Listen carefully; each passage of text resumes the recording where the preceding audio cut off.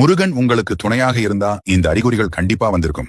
முருகர் உங்களுக்கு துணையாக இருக்கிறார் என்றால் முதலில் அவரின் ஞாபகம் வந்து கொண்டே இருக்கும். எதற்கெடுத்தாலும் முருகா முருகா என்றும் ஓம் சரவணபவ என்றும் கூறுவீர்கள். அவர் மீது அன்பு அதிகரித்துக் கொண்டே போகும். அடுத்தாக வேல் சேவல் மயில் இதெல்லாம் பார்க்கும்போது உடனே முருகர் ஞாபகம் வந்துவிடும்.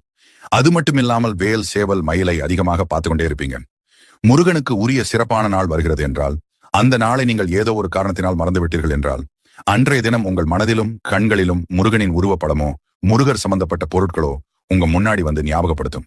இது மாதிரி உங்களுக்கு நடந்திருக்கப்ப போய் காலண்டர் பாத்தீங்கன்னா அன்னைக்கு முருகருக்கு உகந்த நாளாக தான் இருக்கும். விசாக நட்சத்திரம், கிருத்திகை, செவ்வாய்க்கிழமை, சஷ்டி இது மாதிரி ஏதோ ஒரு நாளாக இருக்கும்.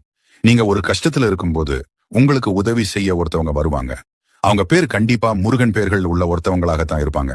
அடுத்து மனசுக்குள்ள ஏதாவது ஒண்ணு போட்டு குழப்பிட்டு இப்ப நம்ம எடுத்திருக்கக்கூடிய இந்த முடிவு சரியா தப்பான்னு குழம்பி தவிக்க